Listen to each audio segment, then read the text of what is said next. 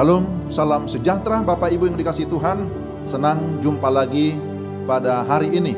Kita akan beribadah di hari Minggu Kudus 11 Oktober tahun 2020. Mari kita semua mempersiapkan seluruh kehidupan kita. Kita mau beribadah, memuji dan memuliakan nama Tuhan. Mari kita bersatu teduh sejenak.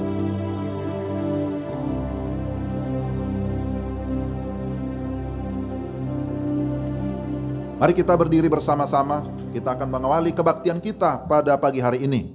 Kita menyanyikan pujian, besar setiamu Allah Bapakku. Mari kita dengan bersukacita membesarkan nama Tuhan. Besar setiamu Allah Bapakku, besarlah kasih-Mu berlimpahan, tiada kurang dan tidak berubah, sempurna dan tetap selamanya. Besar setiamu, besar setiamu, tiap pagi nampak rahmat baru. Segala yang ku perlu telah Kau sediakan. Besar setiamu kepadaku. Kita ulangi lagi, sekali lagi dari awal.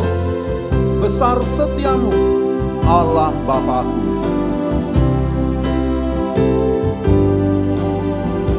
Besar setiamu Allah Bapakku, besarlah kasih-Mu berlimpahan, tiada kurang dan tidak berubah, sempurna dan tetap selamanya. Besar setiamu, besar setiamu, tiap pagi nampak rahmat baru.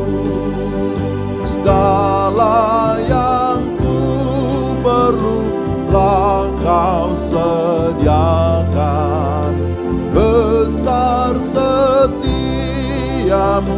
kepadaku. Besar setiamu, besar setiamu, besar setiamu, tiap pagi nampak rahmat baru.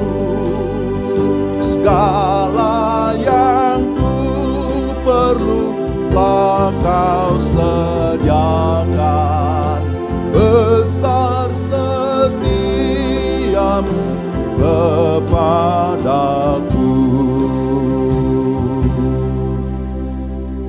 Jemaat yang dikasihi Tuhan, ketahuilah bahwa pertolongan kita dalam kebaktian raya minggu ini adalah dalam nama Tuhan yang menjadikan langit dan bumi, yang memelihara kesetiaannya untuk selamanya, dan yang tidak pernah meninggalkan perbuatan tangannya.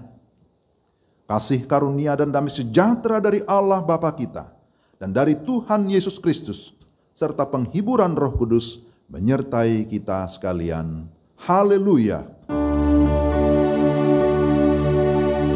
Haleluya. Haleluya. Haleluya.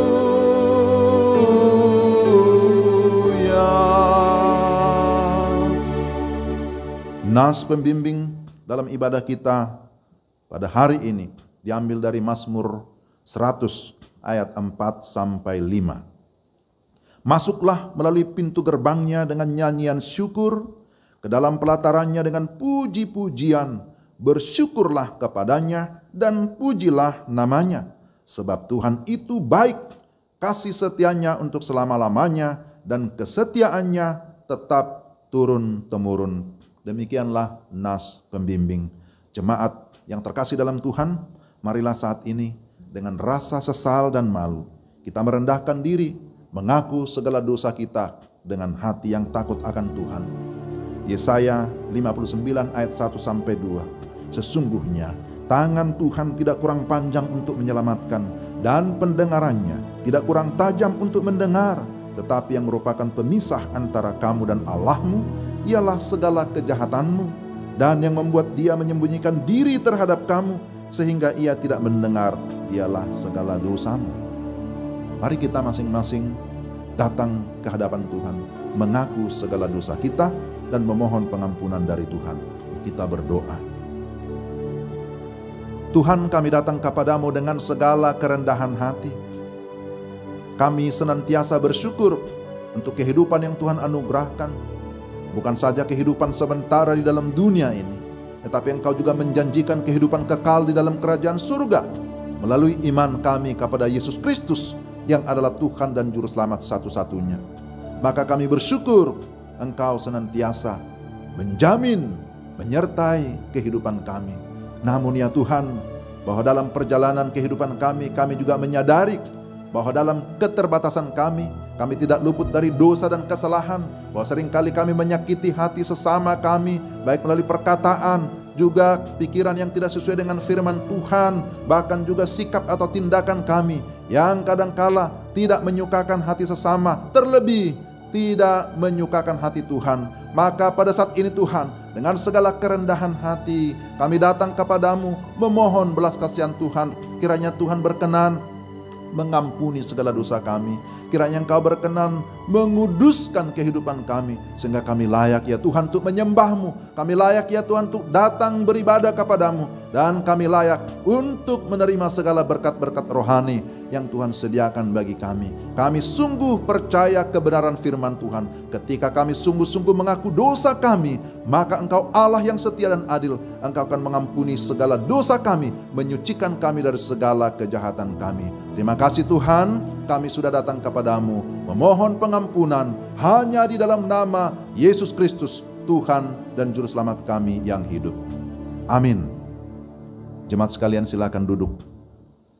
Dengarkanlah berita anugerah dan petunjuk hidup baru. Efesus pasal 2 ayat 19-20. Demikianlah kamu bukan lagi orang asing dan pendatang, melainkan kawan sewarga dari orang-orang kudus dan anggota-anggota keluarga Allah yang dibangun di atas dasar para rasul dan para nabi, dengan Kristus Yesus sebagai batu penjuru. Itulah berita anugerah dan petunjuk hidup baru. Filipi pasal 2 ayat 2-3. Karena itu sempurnakanlah sukacitaku dengan ini. Hendaklah kamu sehati sepikir dalam satu kasih, satu jiwa, satu tujuan, dengan tidak mencari kepentingan sendiri atau puji-pujian yang sia-sia. Sebaliknya, hendaklah dengan rendah hati yang seorang menganggap yang lain lebih utama daripada dirinya sendiri. Kiranya Roh Kudus membantu kita untuk melakukan kehendak Allah dalam kehidupan kita sehari-hari. Amin.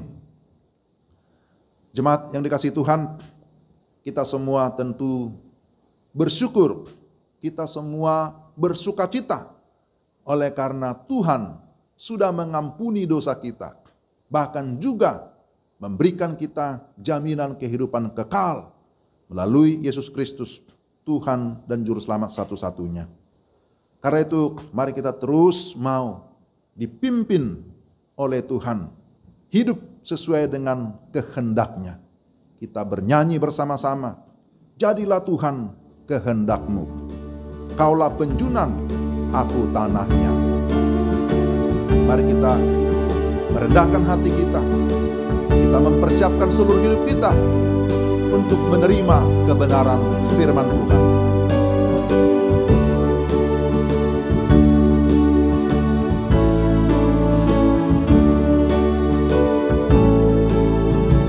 Jadilah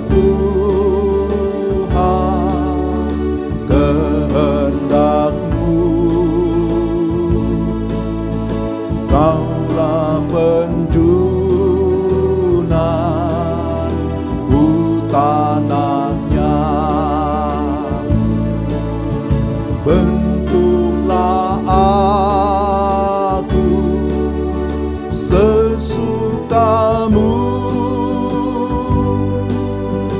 kan ku nantikan dan berserah.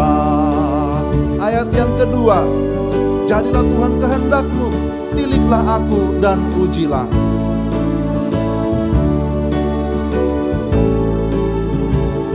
Jadilah Tuhan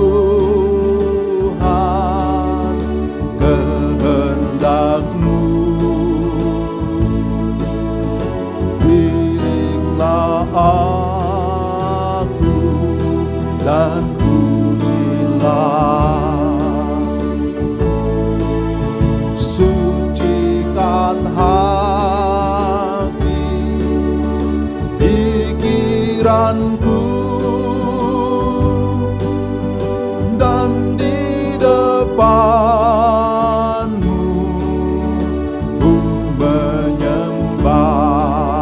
Ayat yang ketiga, jadilah Tuhan kehendak-Mu, tolongnya Tuhan ku yang lemah. Jadilah Tuhan kehendak-Mu, tolongnya Tuhan ku yang lemah. Segala kuasa di tangan-Mu, jamahlah aku, sembuhkanlah.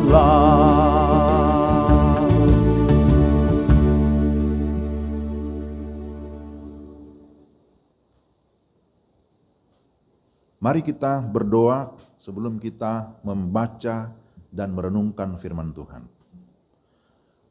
Kami mengucap syukur kepada-Mu ya Tuhan, untuk kesempatan yang indah mendengarkan firman-Mu pada hari ini.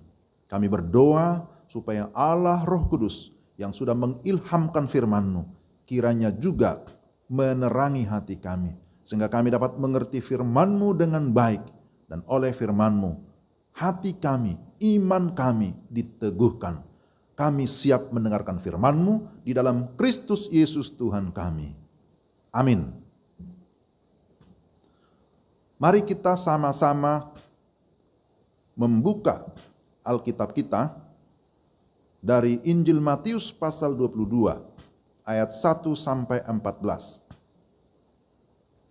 Matius 22 ayat 1 sampai dengan ayat 14 saya bacakan dan Bapak Ibu sekalian bisa mengikuti.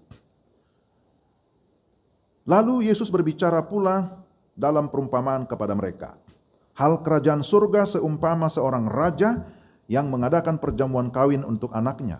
Ia menyuruh hamba-hambanya memanggil orang-orang yang telah diundang ke perjamuan kawin itu, tetapi orang-orang itu tidak mau datang. Ia menyuruh pula hamba-hamba lain, pesannya, katakanlah kepada orang-orang yang diundang itu, sesungguhnya hidangan telah kusediakan, lembu-lembu jantan dan ternak piaraanku telah disembelih, semuanya telah tersedia, datanglah ke perjamuan kawin ini. Tetapi orang-orang yang diundang itu tidak mengindahkannya. Ada yang pergi ke ladangnya, ada yang pergi mengurus usahanya, dan yang lain menangkap hamba-hambanya itu, menyiksanya dan membunuhnya. Maka murkalah raja itu, lalu menyuruh pasukannya ke sana untuk membinasakan pembunuh-pembunuh itu dan membakar kota mereka. Sesudah itu ia berkata kepada hamba-hambanya, perjamuan kawin telah tersedia, tetapi orang-orang yang diundang tadi tidak layak untuk itu. Sebab itu pergilah ke persimpangan-persimpangan jalan dan undanglah setiap orang yang kamu jumpai di sana ke perjamuan kawin itu. Maka pergilah hamba-hamba itu dan mereka mengumpulkan semua orang yang dijumpainya di jalan-jalan, orang-orang jahat dan orang-orang baik, sehingga penuhlah ruangan perjamuan kawin itu dengan tamu. Ketika raja itu masuk untuk bertemu dengan tamu-tamu itu, ia melihat seorang yang tidak berpakaian pesta. Ia berkata kepadanya, "Hai saudara, bagaimana engkau masuk kemari dengan tidak mengenakan pakaian pesta?" Tetapi orang itu diam saja. Lalu kata raja itu kepada hamba-hambanya, ikatlah kaki dan tangannya dan campakkanlah orang itu ke dalam kegelapan yang paling gelap. Di sanalah akan terdapat ratap dan kertak gigi, sebab banyak yang dipanggil tetapi sedikit yang dipilih. Demikian pembacaan firman Tuhan. Berbahagialah kita yang mendengarkan firman dan terlebih memelihara dalam hidup kita sehari-hari. Shalom Bapak Ibu, Saudara yang terkasih dalam Tuhan. Senang bisa jumpa lagi dalam ibadah pada hari ini. Kita tentu bersyukur Tuhan masih memberikan kita kesempatan untuk mendengarkan ataupun menikmati firman-Nya. Berdasarkan Matius 22 ayat 1 sampai 14 ini ada tema yang sudah ditetapkan, gereja yang terbuka bagi semua orang. Itulah tema yang sudah ditetapkan dari PGI, Persekutuan Gereja-Gereja di Indonesia. Saudara-saudara, Bapak Ibu yang terkasih dalam Tuhan, keberadaan gereja di dunia bertujuan agar kerajaan Allah hadir atau nyata di dunia melalui gerejanya. Dan tujuan ini akan tercapai apabila gereja tidak menutup diri atau tidak menutup mata atau tidak hidup hanya untuk dirinya sendiri.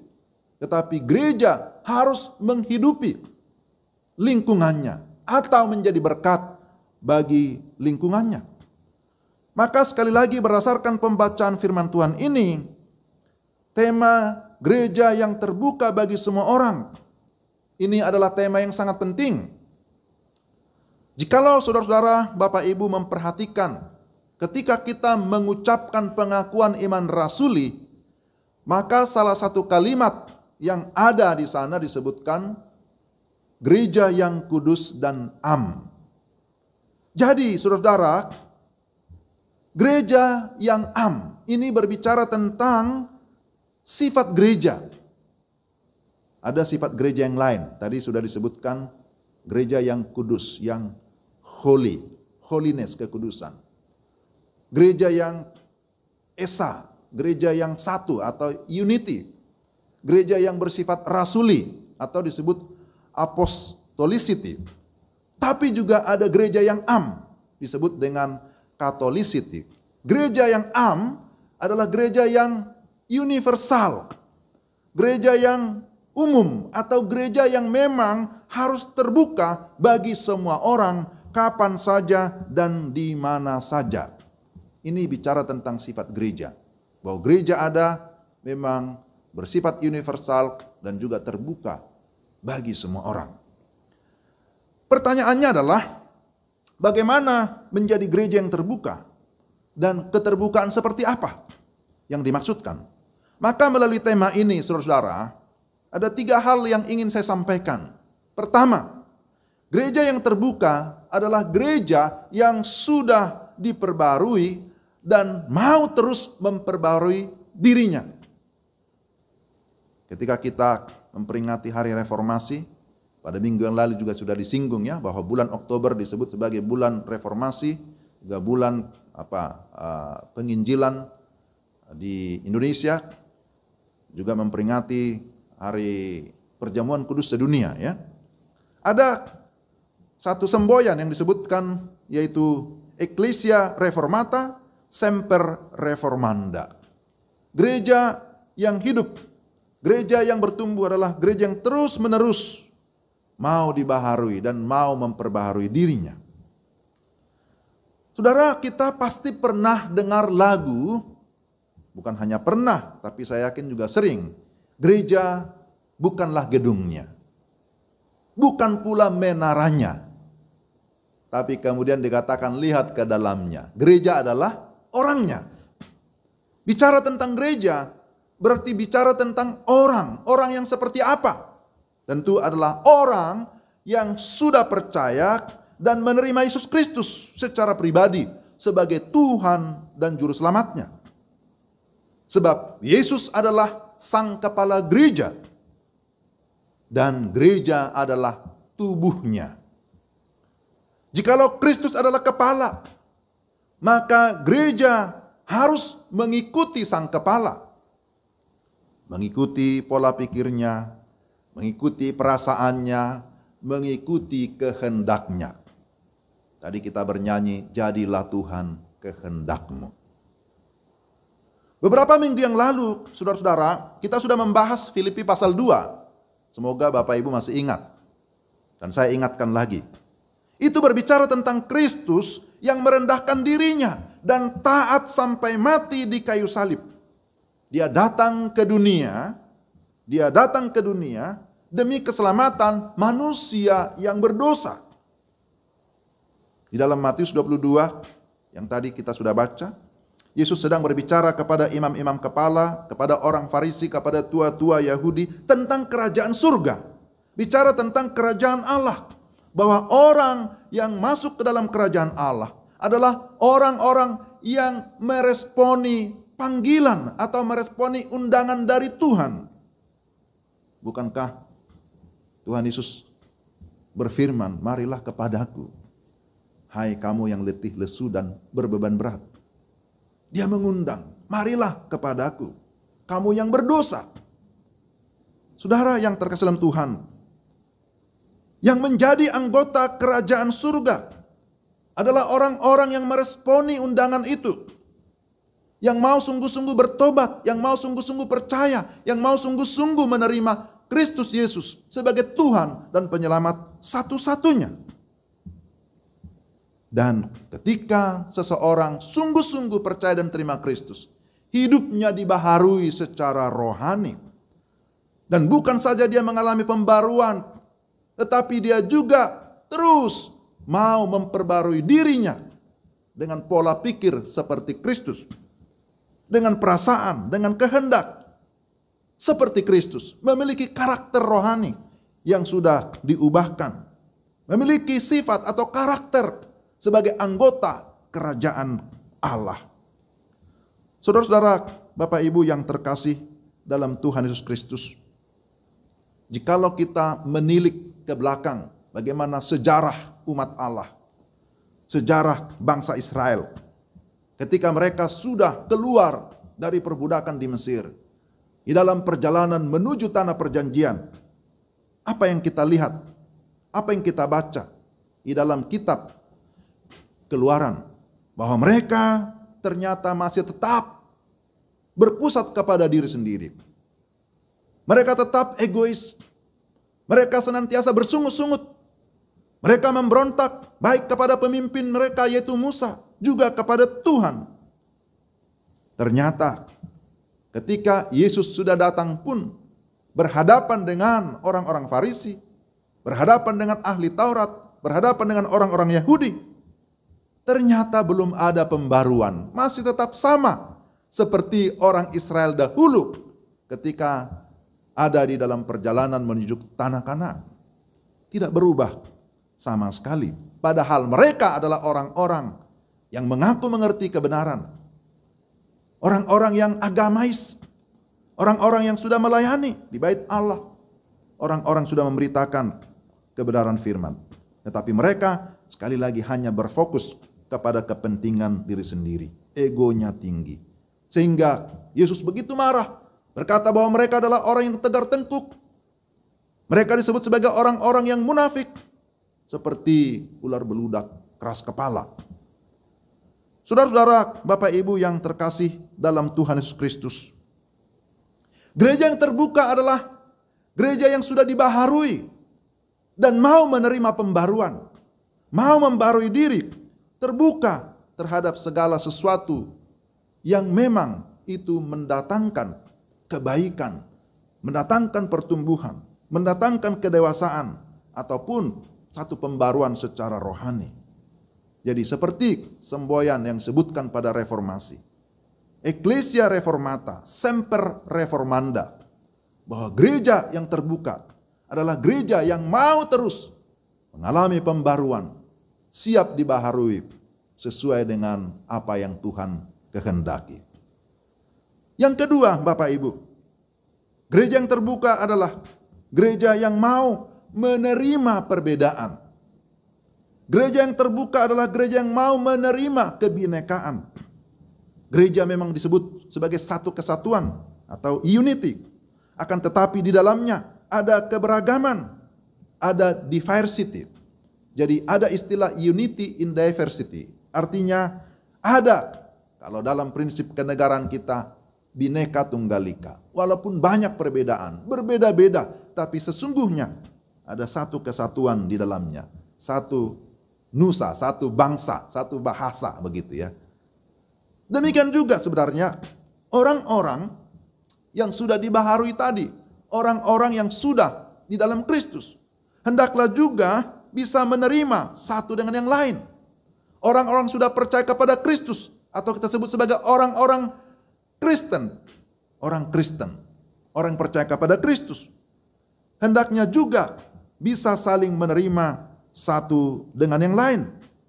Kita juga harus mengingat bagaimana kasih Tuhan yang begitu besar, bahwa Kristus menerima semua orang, menerima anak-anak, menerima pemuda, menerima orang tua, menerima lansia, menerima orang terpelajar maupun yang tidak terpelajar, menerima orang Yahudi maupun orang non-Yahudi, menerima orang yang penjahat, bahkan juga pejabat, asalkan semuanya sungguh-sungguh mau menaklukkan dirinya di dalam pertobatan yang sungguh, asalkan dia mau membuka hatinya untuk Tuhan.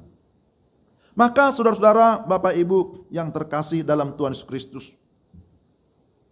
sebagaimana Kristus yang memang mau membuka dirinya bagi semua kalangan, bagi semua suku bangsa, maka seharusnya juga gereja memiliki sikap yang demikian.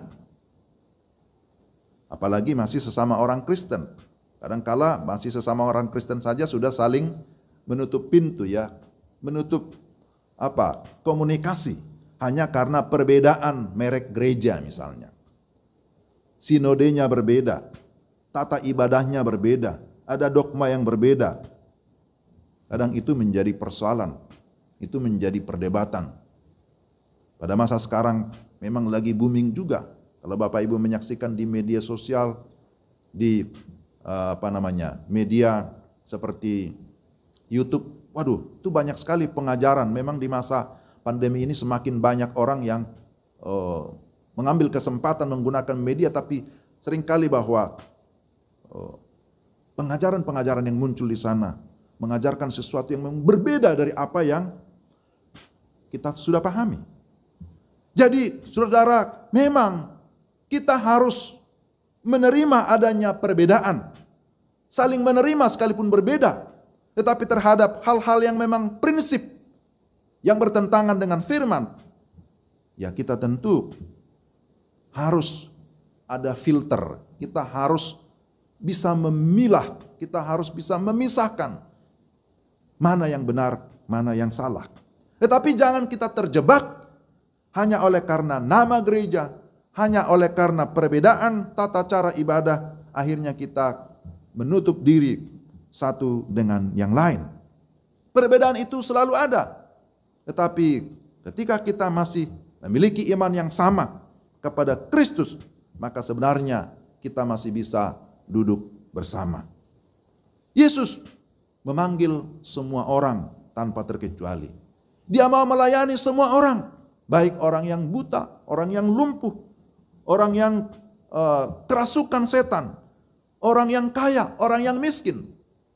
Semua dilayani oleh Yesus tanpa pilih kasih. Inilah sebenarnya yang harus dimiliki oleh gereja juga. Gereja yang terbuka adalah gereja yang juga siap menerima perbedaan, tetapi juga siap memberikan pelayanan. Baik itu sifatnya koinonia maupun sifatnya diakonia. Bahkan terhadap orang yang tidak seiman pun, gereja harus menjadi garam dan terang. Gereja harus menjadi saluran berkat, sekalipun ada perbedaan. Saudara, kita lihat di sini, di dalam bagian ini, Yesus memang memberikan perumpamaan tentang pesta perjamuan kawin. Bahwa ada undangan utama yang diberikan. Ini sebenarnya berbicara tentang orang-orang Yahudi. Tapi sayang sekali ketika undangan itu diberikan, mereka berdalih. Mereka beralasan tidak mau hadir. Sebenarnya karena menolak yang mengundang. Karena tidak menghargai. Mereka berkata, wah ini ada lagi sibuk. Lagi ke ladang, lagi mengurus usaha, lagi ada urusan keluarga, macam-macam alasannya. Sehingga kalau kita lihat dalam bagian ini, sang raja yang punya pesta itu berkata, kalau begitu undanglah yang lain. Undanglah orang-orang yang ada di persimpangan jalan. Undanglah mereka, orang-orang yang kamu jumpai di sana. Entahkah mereka orang-orang yang baik, entahkah orang-orang jahat. Yang penting kasih undangan. Dan kalau mereka mau datang dan mengikuti aturan pesta, mereka akan dipersilakan ikut dalam perjamuan. Dan ternyata kita melihat dalam bagian ini, banyak di antara mereka yang diundang itu yang sebenarnya tidak layak, sebenarnya tidak pantas, tetapi karena mereka mau mengikuti tuan pesta, mereka mau memakai pakaian pesta yang sudah disediakan. Ini bicara tentang juga pertobatan. Akhirnya mereka diterima dalam perjamuan. Tapi ketika ada satu orang yang tidak mau mengikuti pakaian pesta, tidak memakai pakaian pesta, artinya tidak menghargai, tidak menghormati sang tuan rumah, maka ini tidak layak. Ini tidak pantas. Lebih baik ini ikat saja, campakkan ini, karena ini tidak layak ada di dalam perjamuan ini. Tetapi saudara-saudara yang terselam Tuhan, yang kita lihat di sini, ini tidak menunjukkan bahwa sang tuan itu tidak memiliki belas kasihan. Tetapi dia sudah memberikan kesempatan. Dan ternyata kesempatan itu tidak dipergunakan dengan baik. Saudara-saudara yang terselam Tuhan, Tuhan kita adalah Tuhan yang maha kasih. Tetapi dia juga Tuhan yang maha adil. Ketika kita meresponi firman-Nya, meresponi kasih-Nya, dia menyambut kita. Tetapi orang yang tidak mau meresponi firman, yang menolak dia, maka dia juga akan mendapatkan penghukuman. Nah, saudara yang terkasih dalam Tuhan, kembali kepada bagian ini. Gereja yang terbuka, gereja yang seperti apa? Gereja yang mau membuka dirinya terhadap perbedaan-perbedaan dengan membangun komunikasi, membangun jembatan kasih, baik terhadap sesama gereja, sekalipun berbeda denominasi, maupun terhadap orang-orang di luar gereja yang membutuhkan kasih, membutuhkan pertolongan. Maka itu menjadi sasaran pelayanan kita, sasaran diakonia kita, sasaran daripada pelayanan gereja. Jadi tidak lagi saatnya kita mempersoalkan kamu dari gereja mana, kamu sinode apa, kamu liturginya bagaimana, kamu seperti ini bagaimana, dan lain-lain sebagainya. Seringkali sekali lagi orang bisa berantem, bisa terjebak di dalam perdebatan-perdebatan yang tidak esensi, padahal mengabaikan yang terutama, yaitu bahwa Tuhan sebenarnya mau supaya gereja menjangkau lingkungannya, menjangkau sebanyak mungkin orang, memberikan pelayanan tanpa memandang kepada perbedaan-perbedaan. Yang terakhir yang kita lihat bahwa gereja yang terbuka adalah gereja yang misioner. Gereja yang misioner. Kita menyebut gereja kita ini sebagai gereja yang oikumenis. Tadi saya sudah bahas itu sebenarnya. Yang bisa menerima perbedaan satu dengan yang lain. Ada satu kesatuan oikumenis. Bahwa ini adalah rumah kita bersama, di mana Tuhan memberikan kita kesempatan yang sama dari berbagai tempat, dari berbagai suku. Tapi bicara tentang gereja yang misioner, kita juga mengingat ada moto gereja ada karena misi, maka gereja juga ada untuk misi. Gereja boleh eksklusif berkaitan dengan doktrin keselamatan. Artinya terhadap doktrin keselamatan, bahwa keselamatan hanya ada dalam Yesus, kita harus pegang itu. Kita sebut itu harga mati, tidak bisa ditawar-tawar. Tapi gereja harus bersifat inklusif atau bersifat terbuka terhadap keselamatan suku-suku ataupun bangsa-bangsa yang lain yang belum mengenal Kristus. Yesus bukan hanya menegur orang Farisi, kalau kita memperhatikan dalam kitab Injil ini, tetapi juga dia sedang mengajar murid-muridnya agar memahami maksud utama kedatangan Kristus ke dalam dunia adalah mengasihi seisi dunia, supaya banyak orang yang masuk ke dalam kerajaan surga melalui penerimaan akan Kristus Yesus, Sang Mesias yang diutus oleh Allah Bapa ke dalam dunia. Murid-murid juga awalnya tidak mengerti itu. Tapi mereka akhirnya mengerti karena terus diajar, terus diperlengkapi. Tuhan kasih contoh, Tuhan kasih teladan bagaimana melayani orang-orang di luar Yahudi. Akhirnya murid-murid pun mengerti. Saudara dan saya juga harus mengerti itu. Karena Alkitab sudah memberikan penegasan bahwa amanat agung itu ditujukan bagi semua bangsa. Pergilah, jadikanlah semua bangsa muridku. Itu adalah amanat agung. Itulah perintah yang diberikan oleh Yesus kepada murid-muridnya, kepada saudara dan saya, kepada gereja, kepada kita sekalian.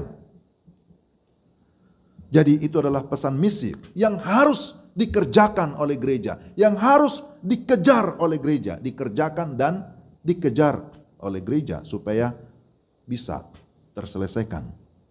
Gerejalah yang harus bertanggung jawab dalam menjalankan amanat agung Tuhan Yesus. Maka gereja harus terbuka bagi keselamatan orang lain.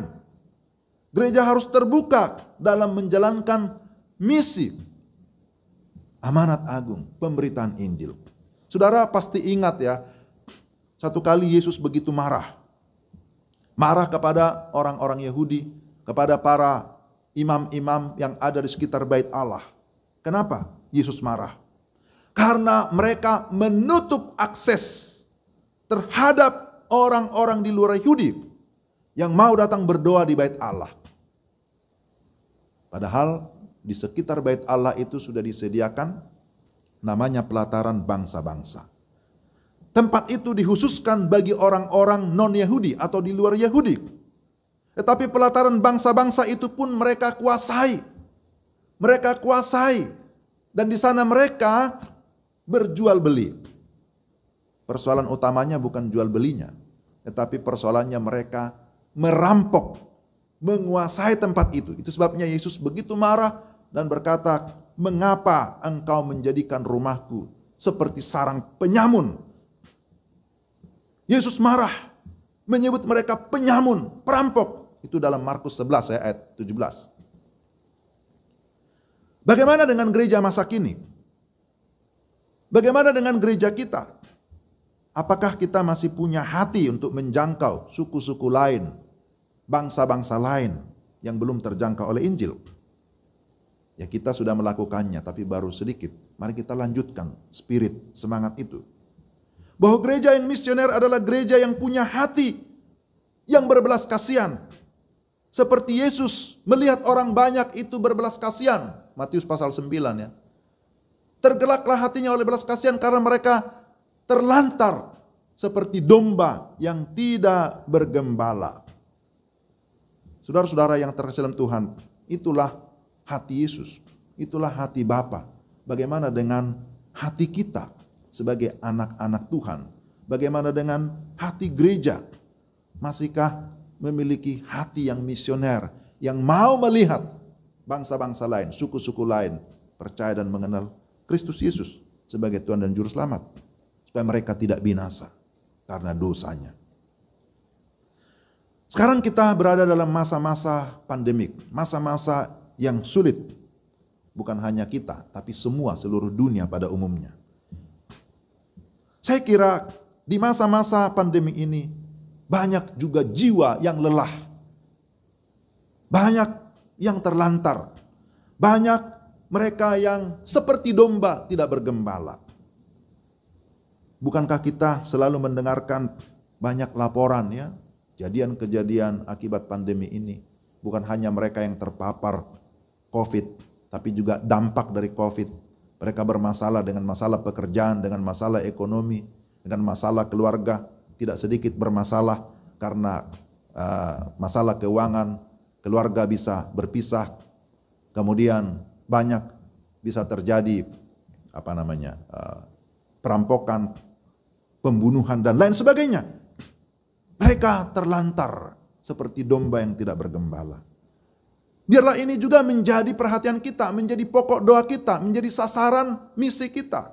Selain daripada yang disebutkan oleh Joshua Project, bahwa masih ada 7.000 suku terabaikan dari 16.000 suku yang ada di dalam dunia ini. Ini menurut penelitian terhadap suku-suku, bahwa di sana belum ada gereja lokal, di sana belum ada kelompok orang-orang yang menyembah kepada Tuhan Yesus. Apakah kita terbuka mau menjangkau mereka, baik dengan doa, baik dengan dana maupun dengan daya kita. Gereja yang terbuka adalah gereja yang misioner. Dan saya berharap dan saya yakin gereja POUK juga adalah gereja yang misioner. Bukan hanya ekumenis, tapi juga misioner. Kita memiliki hati untuk bisa melayani orang lain. Kita punya hati untuk bisa menjangkau orang lain supaya mereka juga diselamatkan.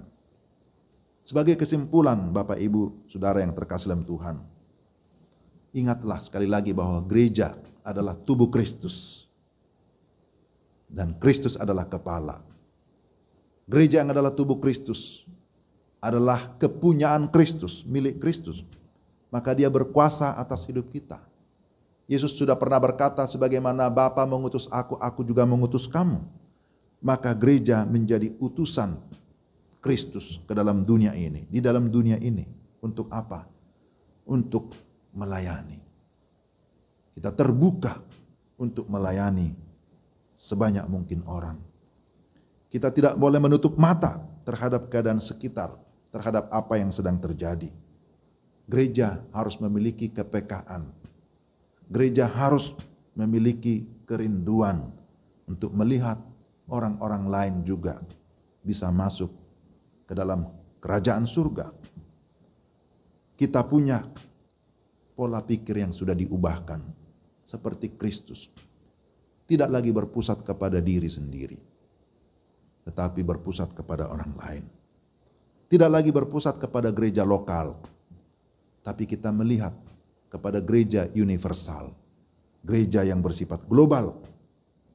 Jika kita menjadi gereja yang terbuka dan mau menjalankan kehendak-Nya, maka saya yakin ketika Tuhan datang kembali, Dia akan berkata kepada saudara dan saya, engkau adalah hamba-Ku yang baik dan setia. Masuklah ke dalam kebahagiaan Tuhanmu. Segala sesuatu sudah tersedia. Hidangan sudah tersedia. Masuklah, nikmatilah. Dan kamu akan berbahagia selamanya bersama dengan Tuhan di dalam kerajaan surga. Maukah saudara? Maukah kita? Maka mari kita menjadi gereja yang terbuka bagi semua orang supaya Tuhan dimuliakan. Mari kita berdoa. Tuhan, terima kasih untuk firman-Mu. Kami berdoa supaya Tuhan menolong kami untuk dapat memahami dengan baik apa yang merupakan maksud Tuhan. Bahwa gereja adalah untuk menjalankan misi Tuhan.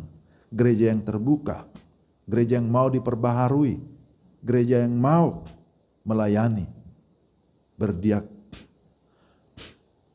berdiakonia, bermarturia. Juga di sana ada koinonia. Kami rindu supaya gereja POUK Pukris, kami semua yang mendengarkan firman juga memiliki hati yang terbuka, mengasihi orang lain, berbelas kasihan kepada banyak orang sebagaimana Tuhan Yesus. Terima kasih Tuhan, terpujilah nama-Mu, dalam nama Tuhan Yesus kami sudah berdoa. Amin. Bapak Ibu jemaat yang dikasihi Tuhan, mari kita berdiri bersama-sama. Bersama seluruh orang percaya dan gereja dalam segala abad, marilah kita mengucapkan pengakuan iman rasuli di hadapan Allah dengan kesungguhan hati dan mulut berkata, Aku percaya kepada Allah, Bapa yang Maha Kuasa, Khalik langit dan bumi, dan kepada Yesus Kristus, Anaknya yang tunggal Tuhan kita, yang dikandung daripada Roh Kudus, lahir dari anak darah Maria, yang menderita sengsara di bawah pemerintahan Pontius Pilatus, disalibkan, mati dan dikuburkan, turun ke dalam kerajaan maut. Pada hari yang ketiga, bangkit pula dari antara orang mati, naik ke surga, duduk di sebelah kanan Allah, Bapa yang Maha Kuasa, dan akan datang dari sana untuk menghakimi orang yang hidup dan yang mati.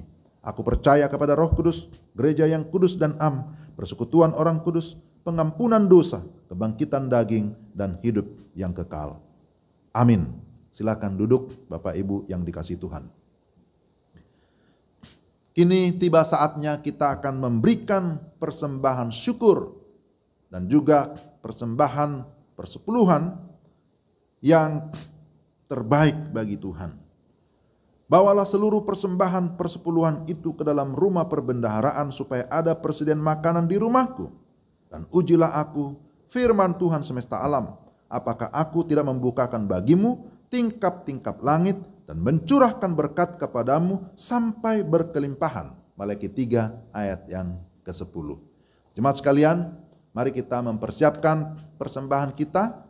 Kita akan memberikan persembahan dan kita bernyanyi Kidung Keesaan nomor 101 ayat 1 dan 3.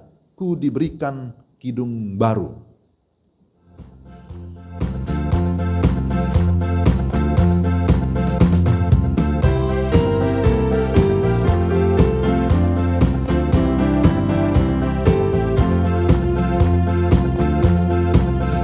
Diberikan kidung baru oleh Yesus Tuhanku, irama lagu paling mulia, kidung kasih yang merdu. Hatiku bersukacitalah, bersukacitalah, bersukacitalah. Hatiku bersukacitalah di dalam Yesus Tuhanku. Ayat yang kedua, ku muliakan kasih Yesus dalam lagu yang merdu. Ku muliakan kasih Yesus dalam lagu yang merdu. Kelak malaikat dalam sorga mengiringi kidungku. Hatiku bersukacitalah, bersukacitalah, bersukacitalah. Hatiku bersukacitalah di dalam Yesus Tuhanku. Hatiku bersukacitalah, bersukacitalah, bersukacitalah. Hatiku bersukacitalah di dalam Yesus Tuhanku. Mari kita berdoa. Bapa di surga, dalam nama Tuhan Yesus, terima kasih ya Tuhan, Engkau memberikan kami kesempatan untuk memberikan persembahan. Kiranya Tuhan kuduskan persembahan yang sudah kami kumpulkan, sehingga boleh dipakai dalam pelayanan, dalam pekerjaan mulia, melalui Gereja Pokpukris Kota Wisata. Kami bersyukur untuk pemeliharaan Tuhan, kami bersyukur untuk segala berkat-berkat Tuhan yang Tuhan sudah limpahkan dalam kehidupan kami. Karena itu kami berdoa supaya Tuhan terus memberkati keluarga demi keluarga, Tuhan memberkati di dalam pekerjaan, Tuhan memberkati dalam segenap usaha yang ada. Tuhan membuat berhasil dan beruntung. Bapa, kami juga mengucap syukur untuk penyertaan Tuhan, pemeliharaan Tuhan sampai dengan saat ini, sekalipun di tengah-tengah pandemi COVID-19, tapi kami semua masih tetap dapat menikmati anugerah Tuhan, menikmati segala berkat Tuhan. Itu semua adalah kasih karunia. Bagimulah segala pujian, hormat dan syukur kami. Bapa, kami berdoa, menyerahkan pemerintah kami, kiranya Tuhan memberkati presiden, wakil presiden, semua kabinet, bahkan semua pemerintahan dari pusat sampai ke daerah. Mereka ada untuk menjadi pemimpin sebagai wakil Tuhan secara politis. Kiranya Tuhan menolong mereka untuk dapat menjalankan pemerintahan dengan baik, sehingga melalui pemerintahan mereka ada pembaruan, ada kemajuan, bukan hanya secara politik, tapi juga secara ekonomi, budaya, pendidikan, kerohanian, semua boleh dibaharui, boleh mengalami kemajuan. Doa kami supaya Tuhan memberikan mereka hikmat, khususnya juga di dalam menangani kasus COVID-19. Kiranya Tuhan memberikan kepada mereka kekompakan, kesatuan, dan juga Tuhan memberikan kesadaran kepada seluruh warga, masyarakat, supaya tetap dapat mengikuti protokol kesehatan, dapat menjaga diri. Kami berdoa ya Tuhan, supaya Engkau mengasihani bangsa kami. Di tengah-tengah pandemi COVID ini, ada banyak juga yang menderita, ada banyak orang yang susah, ada banyak orang yang terganggu, bukan saja secara ekonomi, tapi secara psikologi, secara rohani. Maka doa kami, pulihkanlah bangsa dan negara kami. Pakailah gerejamu juga sebagai alat Tuhan untuk terus menyuarakan kebenaran, memberitakan kebenaran, menjadi garam dan terang di tengah-tengah situasi yang sulit, gereja bisa hadir menyatakan kasih, menyatakan kemurahan Tuhan. Gereja terbuka sebagaimana firman Tuhan hari ini bagi seluruh suku-suku. Gereja terbuka memberikan perhatian, pelayanan bagi masyarakat seluas-luasnya. Bapa di surga, kami berdoa menyerahkan ke dalam tangan-Mu untuk pelayanan hamba-hamba Tuhan, para misionari, para penginjil yang ada di berbagai tempat, di dalam negeri, di luar negeri. Doa kami secara khusus untuk Pak Charles Oematan, kiranya Tuhan memberkati keluarga hamba-Mu ini, supaya tetap setia di dalam kekuatan kesehatan Tuhan anugerahkan. Mereka tetap bersemangat memberitakan Injil. Kami berdoa untuk pelayanan gereja di tempat ini. Tuhan juga memberkati para pendeta, para majelis, supaya kami tetap bersemangat sekalipun di masa pandemi. Kami tetap memiliki gairah untuk terus memajukan pelayanan. Berkati semua jemaat-Mu ya Tuhan, dari anak-anak, remaja, pemuda, orang tua, lansia, biar tetap di dalam iman, di dalam pengharapan, di dalam kasih yang berasal daripada Tuhan. Dan kami berdoa supaya Tuhan senantiasa memberikan mereka kekuatan yang baru. Untuk yang sudah lanjut usia, Tuhan hiburkan, Tuhan kuatkan Bapak dan Ibu Sebayang, Bapak dan Ibu Pesik, Bapak dan Ibu Pusunggu, Bapak dan Ibu Runturambi, Bapak Sumarsono dan Ibu, Opa Fari dan Ibu, Bapak Anwar, Ibu Dora Tiambun Hersok, Opung Marulik Silalahi, Opung Odosinta, Bapak Bastian, Oma Eki Palanto, Ibu Fatila Batee, Bapak Tigor Simatupang, Bapak Angkup Situmeang, Bapak Pendeta Raden Stopo, Bapak Pangaribuan, dan yang lain-lain yang belum kami sebut namanya. Kami berdoa supaya Tuhan kuatkan, Tuhan hiburkan, berikan mereka iman, dan pakai mereka menjadi berkat bagi anak cucu, bagi banyak generasi. Kami juga berdoa ya Tuhan, bagi anggota jemaat yang dalam keadaan sakit, membutuhkan kesembuhan dan pemulihan. Kami tetap doakan untuk Bapak Sabar Gultom, Ibu Selvi Remref, Opung Maratur Panggabean, Ibu Sutisi Tompul, Ibu Oce Paulina, Ibu Rosita, Bapak Siaji Simatupang, Bapak Priska Pelealuk, Adik Mikael Tirtawinata, Ibu Kristina Ramona Bulan, Pendeta Nikodem Sabudin, Opung Sindik, Bapak Sumiharjo Pak Pahan, dan mungkin masih ada yang lain. Kami berdoa menopang mereka. Dalam nama Yesus kiranya Tuhan menjamah, Tuhan menyembuhkan, Tuhan memulihkan, dan Tuhan memberikan mereka kekuatan iman. Bapak, kami juga berdoa untuk Benyamin Tanjung, Daniel Gunawan, anak-anak SLB Kiriakon. Kami tetap berdoa, memohon belas kasihan Tuhan, memohon kekuatan dari Tuhan, memohon supaya Tuhan menganugerahkan kepada mereka iman yang teguh, dan pakai mereka menjadi berkat dalam segala keberadaan mereka. Dan berkati orang tua, berkati guru-guru mereka juga ya Tuhan.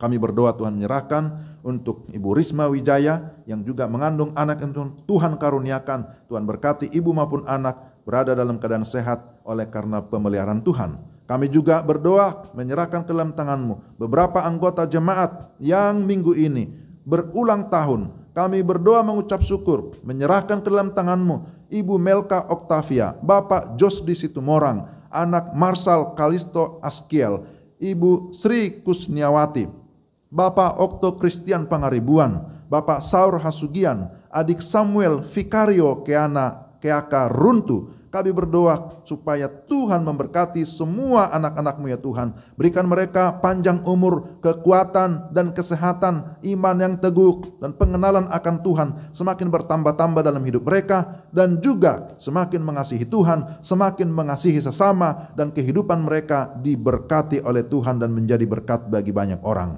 Tuhan, kami juga berdoa untuk gereja Pokpukris dalam pengembangannya. Kami rindu supaya gereja ini dapat membeli atau memiliki ruko D47. Bukalah hati Bapak Ferdinand Lukas supaya dia memiliki hati yang mau mempersembahkan ruko ini bagi pelayanan, bagi pekerjaan Tuhan. Kami berdoa untuk semua jemaat-Mu. Tuhan memberikan kami sekali lagi semangat yang berkobar-kobar untuk tetap melayani, untuk tetap mengasihi Tuhan, dan kami melakukan tanggung jawab kami. Kami dapat melakukan semua tugas-tugas kami dengan penuh sukacita. Terima kasih Tuhan, kami serahkan seluruh jemaat-Mu, pimpin sertai di dalam nama Yesus yang sudah mengajar murid-muridnya berdoa bersama-sama.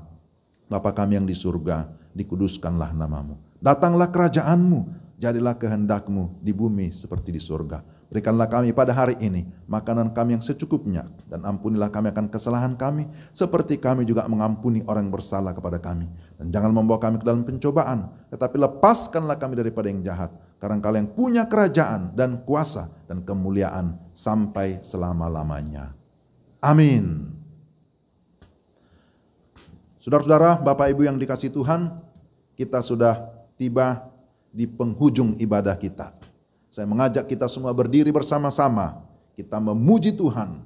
Tuhan mengutus kita ke dalam dunia. Kidung Keesaan nomor 752. Kita nyanyikan ayat 1 dan juga ayat yang kelima.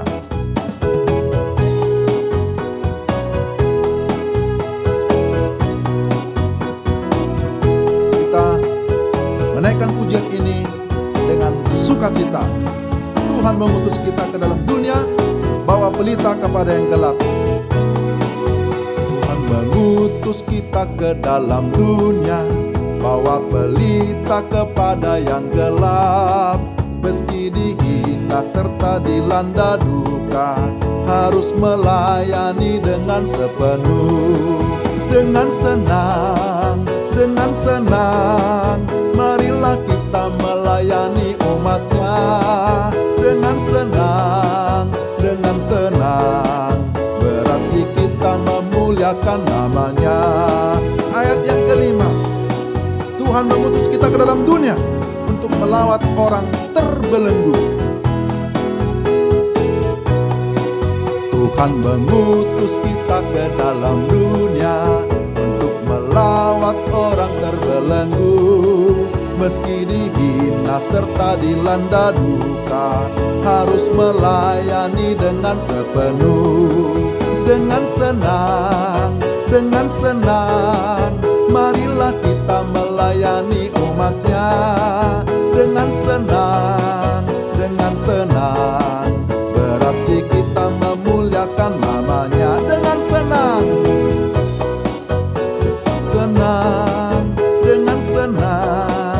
marilah kita melayani umat-Nya. Dengan senang, berarti kita memuliakan umat-Nya.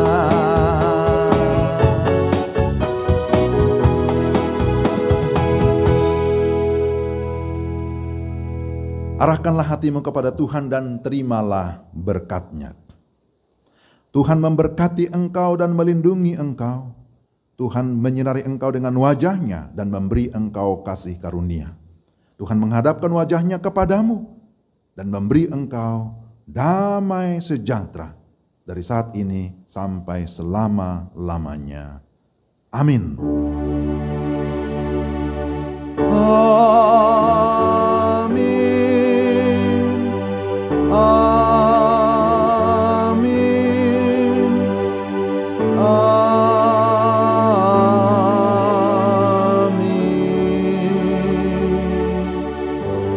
Amin. Jemaat, silakan duduk. Kita bersyukur ibadah kita sudah selesai dengan baik. Saya mengucapkan selamat hari Minggu bagi Bapak Ibu sekalian. Tetaplah bertekun, tetaplah setia, tetaplah bersemangat di dalam Tuhan. Jadilah gereja yang oikomenis, tetapi juga gereja yang misioner. Tuhan memberkati. Shalom.